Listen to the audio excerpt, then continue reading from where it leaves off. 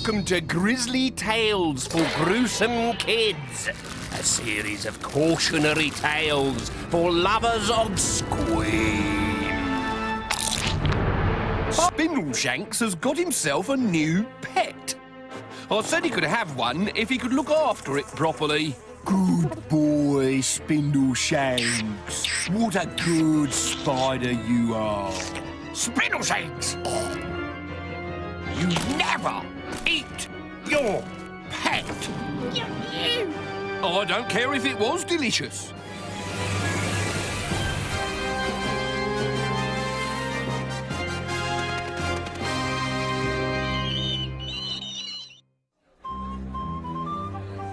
Ethel Turnip was a greedy child who could never get enough food.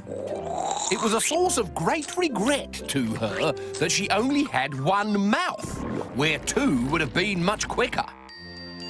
One Christmas, she read about a company that bred stomachs for the annual stomach rolling competition in Netherwallet. I want another stomach, she said. I'll give it a name and carry it around with me wherever I go, so that I can eat twice as much food as I do now. But won't a stomach leave a mess around the house? Asked her mother. I'll keep it in a box. And do we know what it eats? Inquired her father. Duh! It's a stomach, bonehead. Everything except cold rice pudding, of course. And does it need much looking after? All these stupid questions. It needs walking every day so it doesn't get fat. It needs food and water, and it needs me. So, it's a bit like a pet dog. No, it's a stomach. But if it makes you happy, I'll call it Rover, OK? Good. I'll phone up the farm and have one delivered. And that was the only thought that Ethel gave to buying a new pet. When the parcel arrived, Ethel refused to wait until Christmas Day and opened it there and then in the hall. Ah! Obadiah!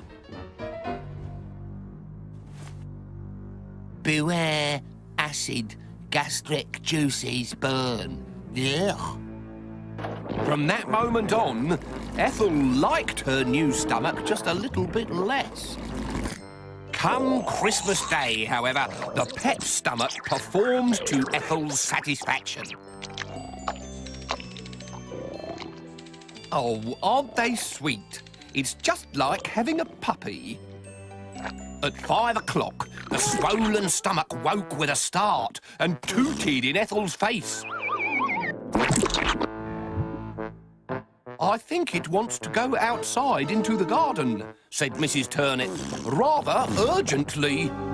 You take it. I'm too tired. So poor Ethel's mother, who had done all the cooking and all the washing up, had to carry Ethel's stomach into the garden, where it did what a stomach has to do behind the raspberries.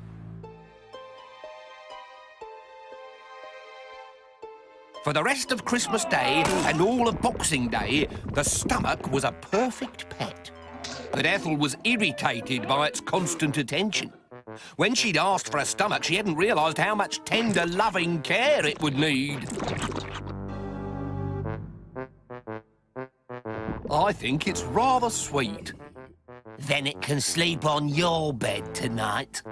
I didn't get a wink last night with its rumblings and grumblings and little tooty noises.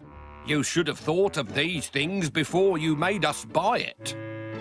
Well, I'm thinking about them now.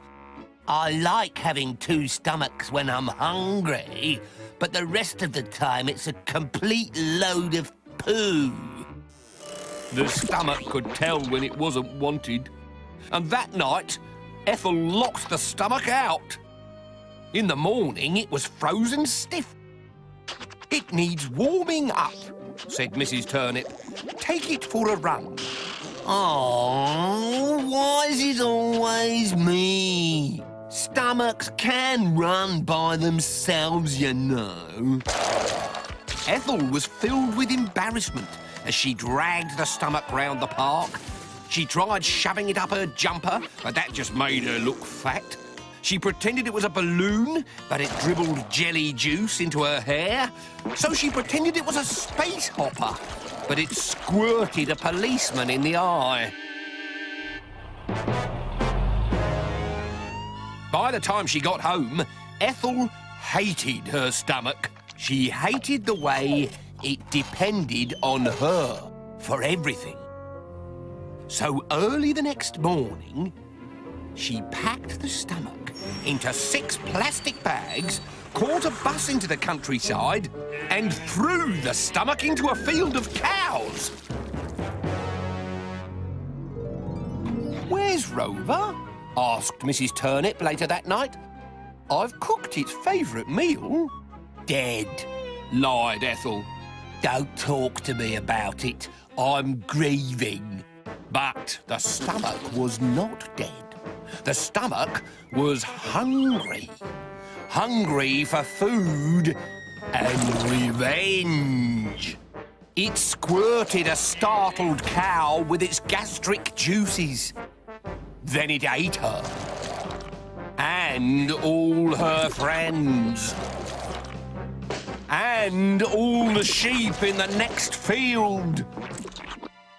And by the time it had polished off a chicken farm and a zoo, the stomach was 20 feet tall and growing. It was a giant blob. It rumbled like an erupting volcano as it soaked the countryside with a shower of acid rain, laid waste to all that stood in its way, and headed home to Ethel's. It appeared on the 6 o'clock news. "Killer stomach on the loose." Pardon? Can't hear you, love. My stomach's rumbling. "This stomach is angry. This stomach is really upset. The Prime Minister has finally sent in troops." But the stomach squirted acid at the tanks and their guns dropped off. Nothing could stop Rover now. It carved swathes of acid death through Middle England and only came to a halt when it rumbled up to Ethel's front door. What do you want, you horrible stomach? "I wouldn't speak to it like that if I was you, dear. I think it's rather cross." But I'm its master. It does what I say. "Not anymore." "Oh dear, I think it wants you, Ethel. Why is it so upset?" "Maybe it's got wind," said Mr. Turnip, and he rushed inside to fetch his indigestion tablets. But it wasn't wind.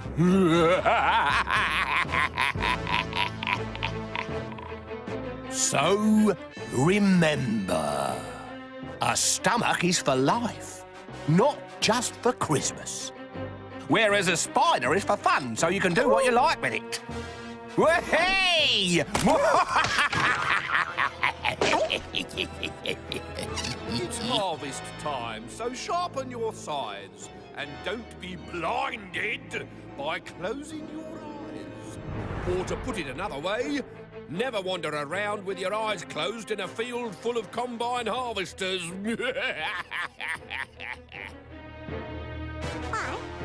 Why spindle shanks? Because flying cabbages can kill you. Thus, I call this tale Bunny Boy.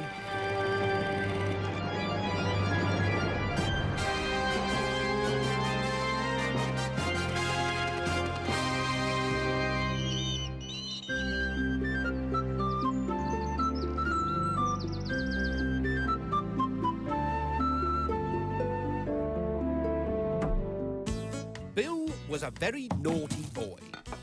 Never ate his greens. And because he never ate his greens, his mother was neurotic and he was sickly. His teeth rattled in his mouth. If you don't eat your greens, Bill, you won't grow up into a big, strong boy. Rubbish. Look. That's beefcake, that is. Tubbs, on the other hand, loved greens, and Bill loved Tubbs because, strange as it might seem, they had something in common. Bill's mother's vegetable patch.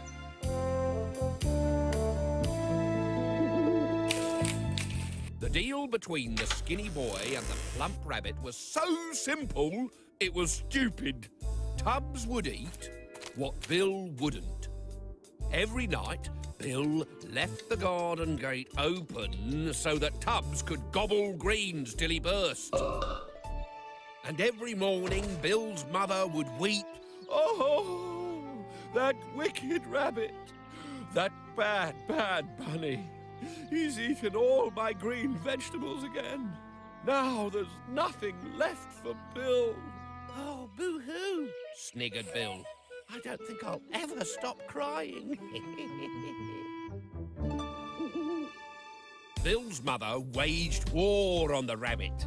She fired stinging pebbles at his white tail.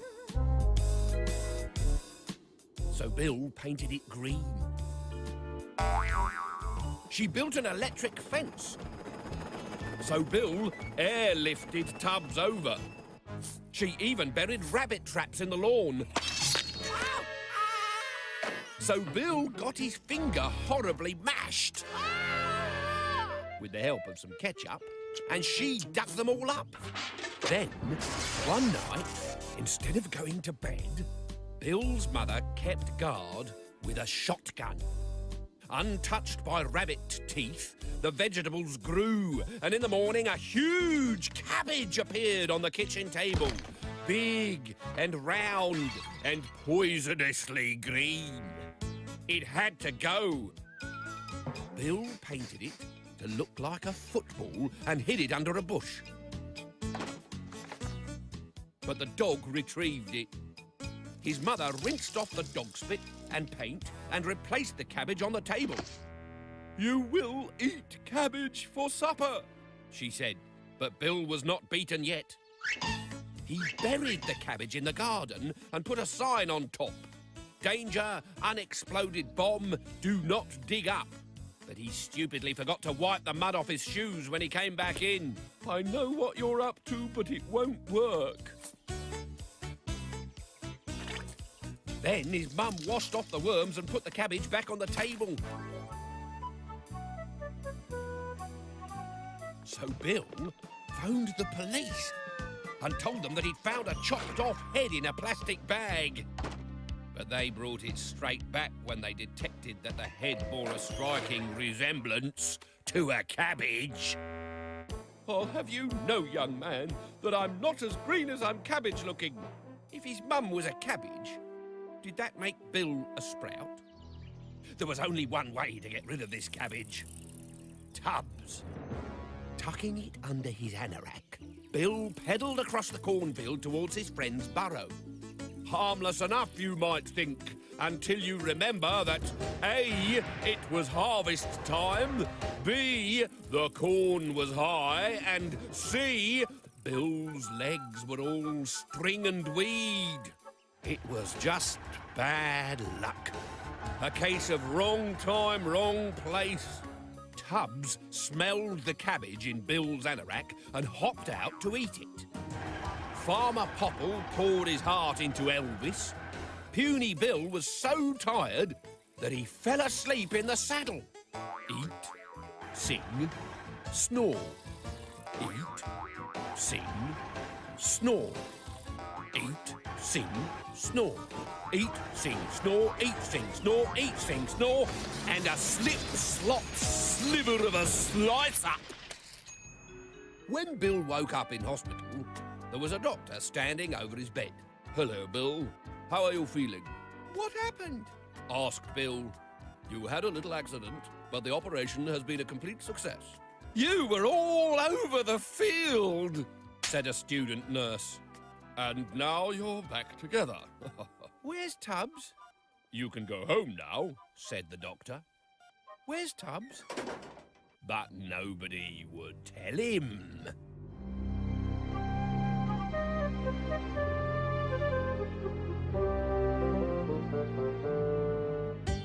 At supper that night, there were surprises for all. You've learnt your lesson, Bill. The accident has cured you. Delicious. Do you know what became of Tubbs? I'm afraid he was killed, dear, but the doctor said he didn't feel a thing. Killed? Sliced up slimmer than a wet peach. More sprouts? Bill was too upset to eat pudding.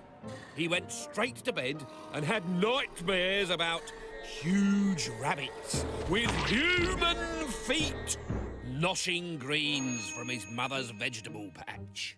At breakfast, his mother was crying. "What's wrong?" he asked.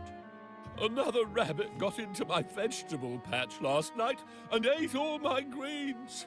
It was a big one too." Bill's mother stopped and stared. "What have you done to yourself?" Nothing. Why? "You're fatter," That'll be those sprouts. he said. "I told you eating greens would make you big and strong," she said. "But I never thought it would happen so quickly." But later that morning, when the doctor removed Bill's bandages, he turned as white as a sheet. "Oh dear, I didn't expect one to take over." "What are you talking about? Bill, will you stop that? I'm trying to listen to the doctor." After the accident, Bill and Tubbs were chopped into so many bits, it was hard to tell which bit belonged to who. I just used what I could find to stick Bill back together again. "You mean bits of him aren't Bill at all? You mean bits of him are Tubbs?" "You've got to turn him back." "I can't," said the doctor, as Bill bounced out of the French windows into the garden. "But he's my son." "Not anymore. I'm sorry to have to tell you this, but Bill is now a rabbit." Bill couldn't understand why his mother was sad. After all, wasn't he doing what she'd always wanted? Wasn't he eating his greens?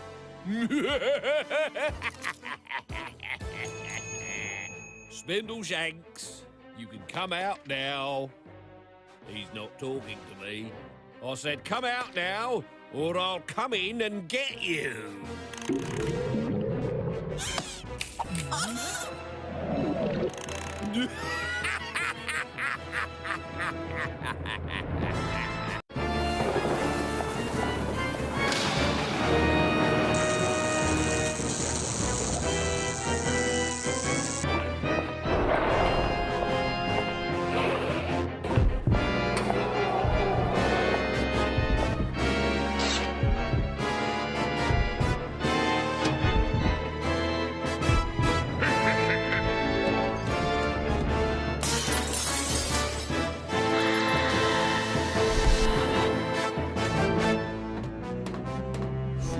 You are welcome to Grizzly Tales for Gruesome Kids, a series of cautionary tales for lovers of scream.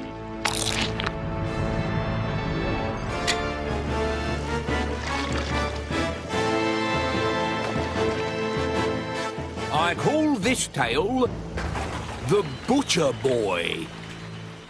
There is a butcher's shop in Grizzly run by 3 generations of the same family, the Knucklebones. There is grandfather Gideon, his son Chopper, he of the 1 eye and 3 fingers, and his son Chuck. The strange thing is, even though all 3 are still alive, they have never been seen together.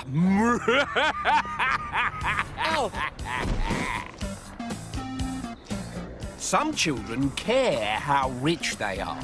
Not how much they have in their piggy bank, but how much other children think they have. To be seen to be rich is everything. Now, money can buy you many things. Skateboards, trainers, mobile phones. What no one tells you is it can also buy you a one-way ticket to a poor man's picnic with the worms. Before he was rich, Gilbert believed in the power of money. When I have money, I shall be the most powerful boy in the school, he told his teddy bear Paxman. Rivals? What rivals? I shall crush them and smash them and squeeze them all dry. Oh, this isn't going out live, is it? He first became rich when his parents refused to raise his pocket money. The next day, a ransom note plopped through the letterbox. Gilbert's parents rushed upstairs to find an open window and evidence of a fierce struggle. "He really has been kidnapped," gasped his mother. "This photograph of Gilbert holding today's paper is proof." "And look at that," cried his father. "The room he's being held in has exactly the same wallpaper as this room. Isn't life strange?" said his mother. And they hurried off to the bank to withdraw the money to have their son released. The next morning, Gilbert was back. "They stole my trainers and wouldn't let me watch telly." But in his waistband nestled a large wad of cash, which would change his life forever. Now that Gilbert was the richest boy in the school, he wanted everyone to know it. When Michael Turner brought his new chess set in to show and tell, Gilbert asked to be excused, and seconds later, after speeding to the shops, returned with his new automatic chess set, complete with self-moving pieces and a hologrammatic grandmaster to teach him how to win. When Phoebe Clawhammer bought a kite, Gilbert bought a hang glider. When Terence Filch bought an MP3 player, Gilbert bought his own band. When Chloe Swinton-Berry trotted in on her new pony, Gilbert bought a stallion called Granite, who had won the Grand National 5 times. And when Peaches Mulhoon and Ahmet Iqbal bought a beautiful wooden yacht, Gilbert bought a US warship, complete with launch pad for gung-ho presidential visits. Bring it on! The truth was, Gilbert couldn't bear anyone else to be the centre of attention. Then, one day, just after Christmas, Chuck the butcher boy brought his new bicycle into school. His family had just made a shed load of money from turkeys, so it was the newest bike on the market with all the extras, including friction-free paint as used on the space shuttle, automatic gearing, onboard games console, and a uniquely moulded gel saddle to banish bum blisters. Even though he rushed into 50 different shops, Gilbert could not buy a better bike anywhere. When he got back to school, Chuck's bike was still the centre of attention, and it made Gilbert mad. Mad enough to do something stupid. If Gilbert couldn't buy a better bike, he'd steal the best and claim it as his own. That night, as an old-fashioned fog swirled down the street, an old-fashioned bicycle bell jerked Gilbert from his sleep. When he peered out of the window, he saw a colourless boy in jacket and cap riding an old-fashioned butcher's bicycle. It was Chuck. From his front basket, he pulled out a metal object which glinted under the street light. Whoa! Bike? Then, thinking he was being clever, Gilbert shouted, "What bike?" But he was shouting to himself and the fog, because the butcher boy and the butcher's bike had disappeared. Gilbert returned to bed. "Ah, Chuck, what do you want?" "I've come for my son's bike." Your son's bike? You haven't got a son. Who are you? What are you? I am my own daddy and my own son. Gilbert thought his heart had stopped. This isn't possible. I don't understand. We're a very close family, said Grandpa Gideon. We can trace our line right back to the Victorians, and everyone knows how strict the Victorians were. Gilbert made a dash for the door, but the old man beat him to it. We've been butchering in Hog and Gristle for 3 generations, looking after the neighbourhood, you might say, clearing it of undesirables. If it's meat you want disposing of, come to Knucklebones. Oh, what does that mean? It means you shouldn't have stolen my grandson's bike. It's over there! Take it! But Chuck's grandfather wasn't interested in the bike. Bikes are 10 a penny, he said. Good meat, on the other hand, is priceless. I'll pay you. Take the bike, and I'll give you whatever you want to go away. But there are some things even money can't buy, as Gilbert was just about to find out. What I really want is you.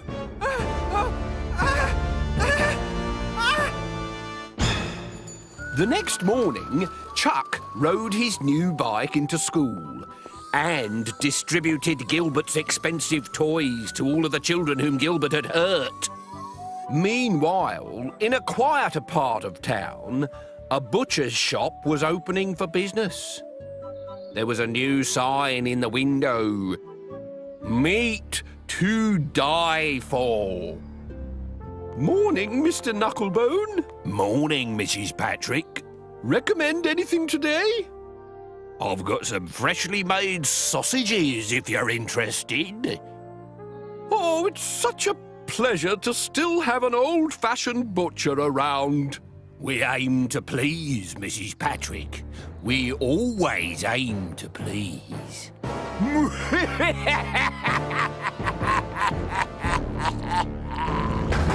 I call this tale Jamie's School Dinners.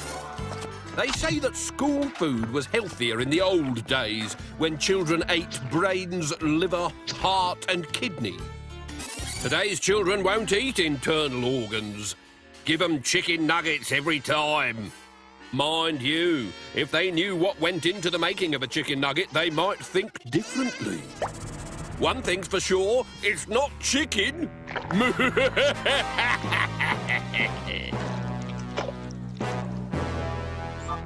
Jamie loved chicken nuggets, but then he did have a brain the size of 2 peanuts.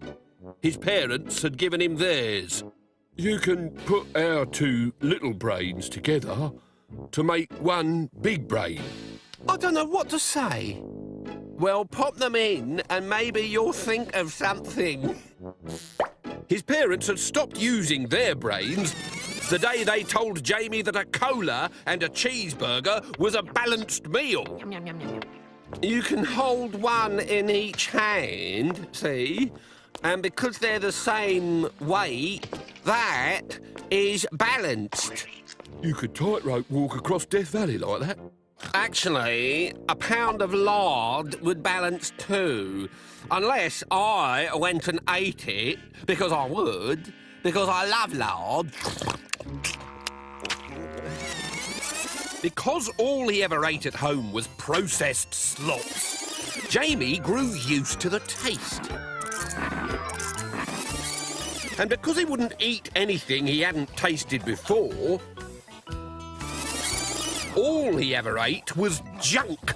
And if it's true that you are what you eat, that meant Jamie was junk too, which is why nobody cried when he disappeared.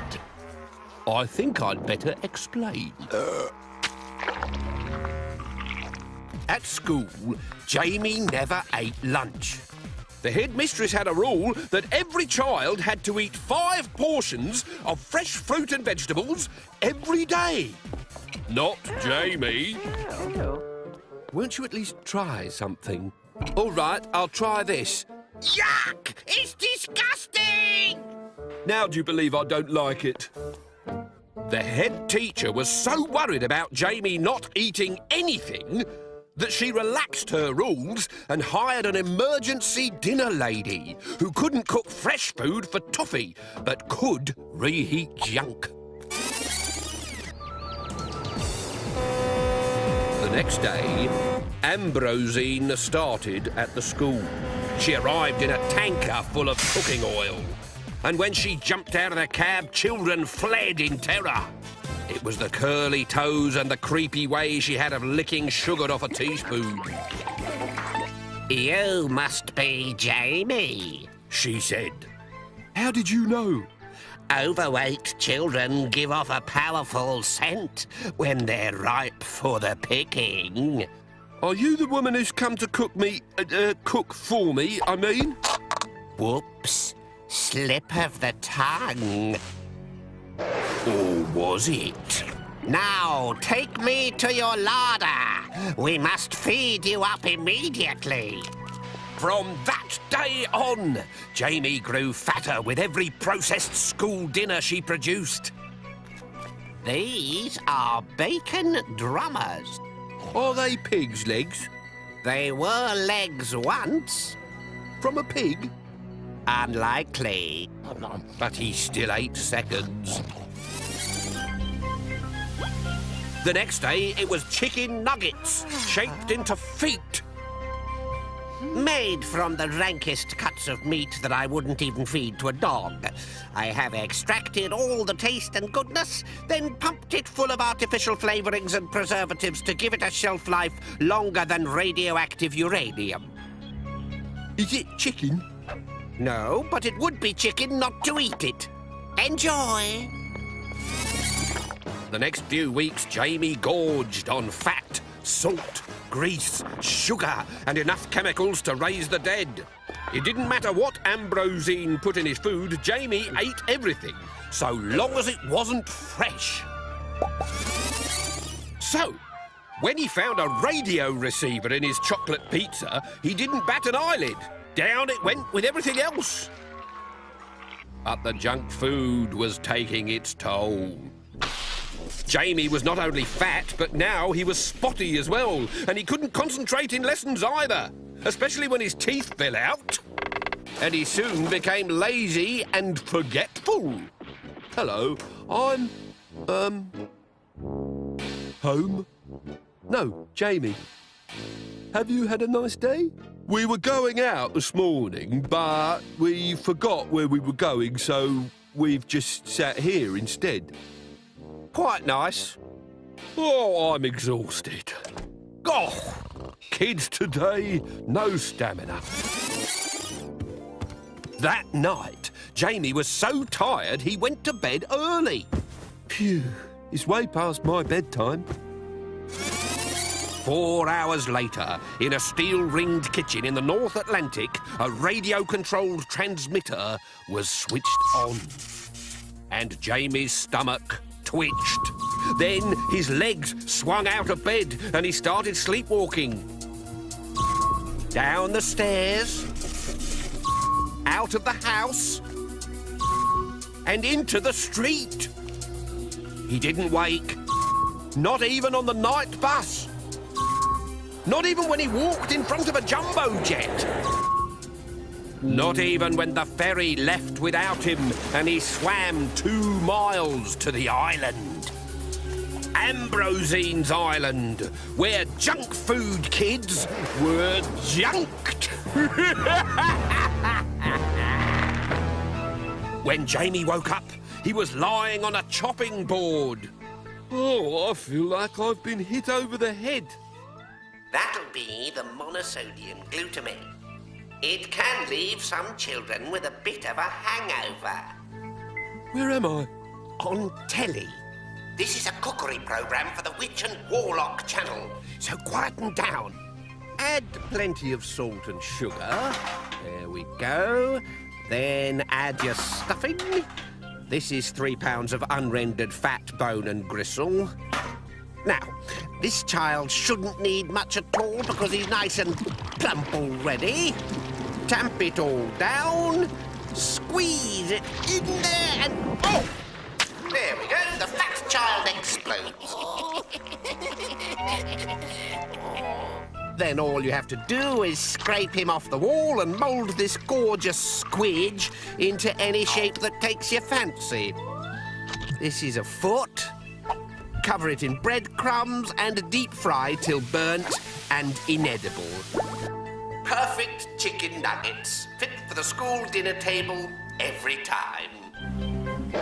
High Priestess Ambrosine never went back to Jamie's school. She went in search of other children to eat her junk food.